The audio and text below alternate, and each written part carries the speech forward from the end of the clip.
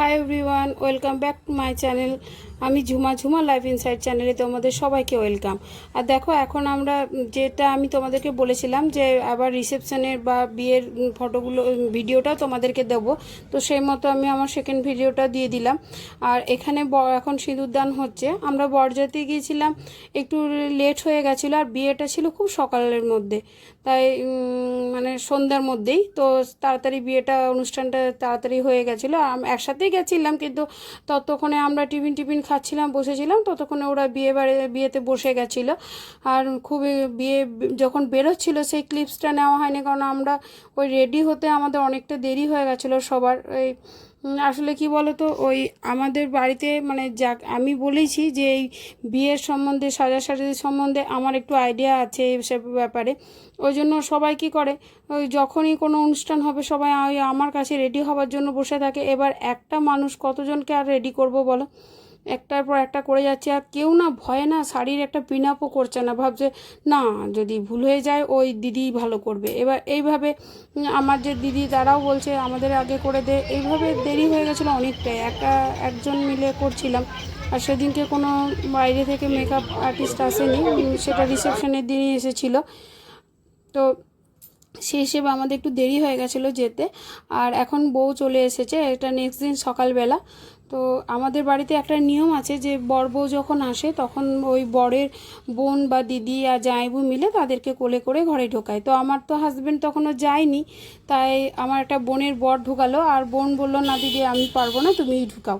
তো আমি ওই আস্তে আস্তে কোনো রকম খুব কষ্ট করে, আসলে মায়াসিদের বাড়িটা খুব উঁচু সিঁড়িগুলো, তো সেইটা কষ্ট করে একটু উঠিয়ে নামিয়েছি। তো এখন চলেও এসেছি, আর আমাকে ওই কলসিটা এখন নিতে হয় বউ যখন ঘরে ঢোকে, তো নিয়েছি। আর আমাদের অনেক কিছু নিয়ম থাকে জানো তো, আমি দেখেছি প্রচুর নিয়ম, সব বিয়েতেই নিয়ম, সবারই নিয়ম আছে, কিন্তু আমাদের একটু খুচখাচ অনেকগুলোই নিয়ম আছে। আর এটা আমার মাসির ছোট ছেলে, ছোট বৌমা, আর বড় বৌমা আছে অলরেডি, বিয়ে হয়ে গেছে, তার একটা ছোট বাচ্চাও আছে। ওই যে বাচ্চাটা ওই আমার ছোট মাসির বড় নাতনি। আর এটা আমার মাসির শ্বশুরমশাই, মানে যার বিয়ে হচ্ছে তার দাদু। তো দাদু এখন বউকে মুখ দেখলো আর সোনা গিফট করলো, কারণ আমাদের নিয়ম আছে যে বাড়ির বড়রা সোনা দিয়ে বউকে মুখ দেখে, সোনার চোখে দেখে। তো সেই হিসেবে আমি আমার ভাইয়ের বউকে একটু ঠাট্টা করে বললাম যে দেখ তুইও আমাকে একটু সোনার চোখে দেখিস, আর যখনই ওরা এখন বাইরে থাকবে তো বললাম যখন যখন বাড়ি আসবি একটা করে দিদির জন্য সোনা কিনে নিয়ে আসিস। তো আমি একটু হাসাতে ভালোবাসি, কিন্তু ওই ক্যামেরাম্যানও বলছিল দিদি যখন হাসি সিন হবে তুমি একটু হাসিও, তো সবাই হাসতে পারছে না।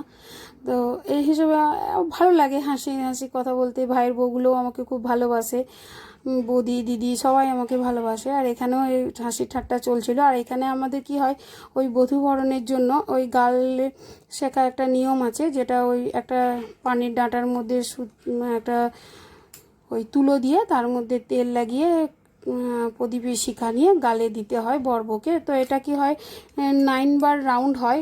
ওরা খুব টায়ার্ড হয়ে গেছিলো, মানে দেরি হয়ে গেছিলো বলে আমরা ওই এক জায়গায় দাঁড়িয়ে 9 বার টাচ করে দিয়েছি, কারণ অতবার ঘোরাটা কেমন হয় অসুবিধা হচ্ছিলো। এটা আমার ছোটো মাসি, মাসি তার বৌমাকে মিষ্টি জল খাইয়ে মুখ দেখছিলো। আর এখানে ওই নহাবান্ধাটা তো শাশুড়ি মাকে পরিয়ে দিতে হয়, তাই পরিয়ে দিচ্ছিলো মাসি।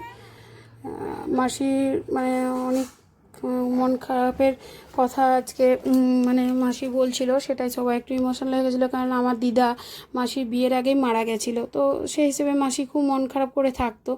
তারপর বিয়ে হয়েছিল, কিন্তু মাসির শ্বশুরবাড়ি শ্বশুর শাশুড়ি খুব ভালো ছিল, তারা ভালোবাসতো। সেই হিসেবে মাসি আজকে তার মায়ের জন্য একটু মন খারাপও করেছিল। এটা আমাদের ওই বর ধান ফেলে ফেলে যাবে আর বউ ঝেঁটিয়ে যাবে, এটা নিয়ম যে ও ও খুব নোংরা করলেও বউ কিন্তু গুছিয়ে সংসারটা করবে, এটা নিয়ম তার। তো এইভাবে করছিল। এবার আমরা চলে এসেছি রিসেপশনেও সেই একই ঝামেলা। পার্লার থেকে মেয়ে এলেও ওরা একার দ্বারা মানে বউকে সাজাচ্ছিল একজন, ভাইয়ের মাসির যে বড় বৌমা তাকে একজন, আর একজন আমাদেরকে দিয়েছিল। তো সে একা তো আর সম্ভব হচ্ছিল না বলে খুব কষ্ট করেই সাজাচ্ছিল, আমিও সাথে হেল্প করেছিলাম, দেরি হয়ে গেছিলো। আর এই যে লাল যে কুর্তা পাজামাটা পরেছিল সেটা আমার মাসির বড় ছেলে, আর ব্ল্যাকটা যেটা পরেছিল সেটা আজকে তারই রিসেপশন, ওই ব্ল্যাক কুর্তা পাজামা যেটা পরে আছে আর কুর্তা ধুতি।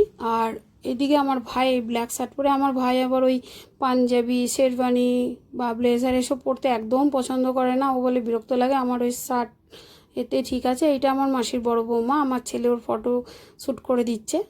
বললো মামুন তুমি দাঁড়াও, তোমাকে আমি ভালো করে তুলে দিচ্ছি। আমি ওই এখন সব আত্মীয় স্বজন এসেছে, তাদের সাথে একটু কথাবার্তা বলছি। আর এখানে এই মা মাসিরা সবাই একসাথে বসে গল্প করছে। ওখানটার সামনেটা এসিটা ছিল বলে ঠান্ডা, পুরোটাই এসি ছিল কিন্তু ওইখানটা বেশি ঠান্ডা ছিল বলে ওদেরকে বললাম তোমরা এখানটাই বসো। আর এই যে আমি আমার ভাইয়ের বউ, আমরা তো মানিকজোড়, তোমরা এতদিনে হয়তো বুঝে গেছো যে আমরা যা ড্রেস পরি একই পরি। তো আমরাও ফটো নিচ্ছিলাম। এবার খেতে চলে এসেছি, খাবার নিয়ে বসবো। আর এই টাইমে ছেলে বললো মা তোমার তো একটা একা ফটো হয়নি, তা দাও আমি একটা বানিয়ে তোমাকে একটা ফটো করে দিই। তো আর এখানে আমরা এখন খাওয়া দাওয়া করে আমি রেডি ছিলাম, ওই জন্য আমি বসেছিলাম। ভাইয়ের ওই মাসির যে বড় বৌমা ও খাচ্ছিলো, তো বললো দিদি আমার মেয়েটাকে তাহলে তুমি একটু ধরো আর আমি খেয়ে নিই। এখন খাওয়া দাওয়া চলছে। তো ভিডিওটি যদি ভালো লেগে থাকে অবশ্যই সাবস্ক্রাইব করে দিও যারা নতুন, আর যারা সাবস্ক্রাইব করেছো তাদেরকে অসংখ্য ধন্যবাদ। আশা করি ভিডিওটি তোমাদের ভালো লাগবে, লাগলে অবশ্যই কমেন্ট করে জানিও। তোমাদের সঙ্গে দেখা হবে আবার নেক্সট ব্লগে। ভালো থেকো।